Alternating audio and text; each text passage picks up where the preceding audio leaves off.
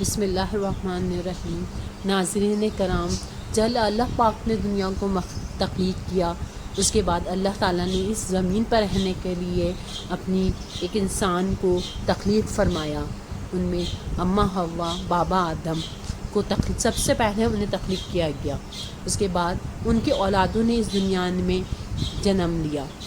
حضرت آدم علیہ السلام کی اولادوں میں 2 بیٹے حابیل اور قابیل، جن کا نام ہر شخص جانتا ہے۔ حضرت عبداللہ ابن عباس، حضرت ابن مسعود اور دیگر صحابہ کرام سے روایت ہے، حضرت آدم کے ہاں روزانہ 2 بچے پیدا ہوتے۔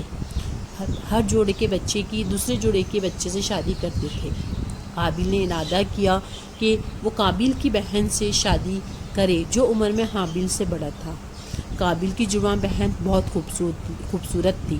قابیل اس قانون کو توڑ کر خود اپنی جڑواں بہن سے شادی کا خواہشمند تھا۔ حضرت آدم نے اسے حکم دیا کہ اپنی بہن کی شادی حابیل سے کر دیں، لیکن اس نے انکار کر دیا۔ ناظرین کرام، حضرت آدم علیہ السلام نے دونوں کو اللہ کی راہ میں قربانی کا حکم دیا۔ حضرت آدم علیہ السلام نے جب حج پر جانے لگے تو آسمانوں سے کہا میرے بیٹوں کی حفاظت کریں۔ آسمانوں نے انکار کر دیا۔ حضرت آدم علیہ السلام نے زمین سے کہا میرے بیٹوں کی حفاظت کریں۔ زمین نے انکار کر دیا۔ حابیل نے اس ذمہ داری کو قبول کر لیا۔ جب آدم حج کو چلے گئے تو دونوں نے قربانی کی، جبکہ آدم علیہ السلام اس وقت موجود تھے۔ حضرت آدم علیہ السلام کے سامنے حابیل اور قابیل نے قربانی پیش کی اللہ کی راہ میں۔ حابیل نے ایک موٹا جوان بکرا اور قابیل نے عربی اجناس کی ایک ڈھیر قربانی کے طور پر پیش کیا۔ آگ نازل ہوئی آسمان سے اور حابیل کی قربانی کو کھا لیا، لیکن قابیل کی قربانی ویسی کی ویسی رہ گئی۔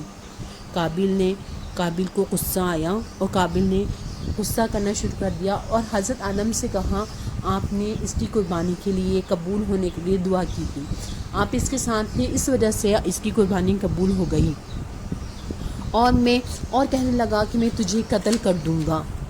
حابیل بولا غصے کی کیا بات ہے، قربانی تو متقی لوگوں کی قبول ہوتی ہے۔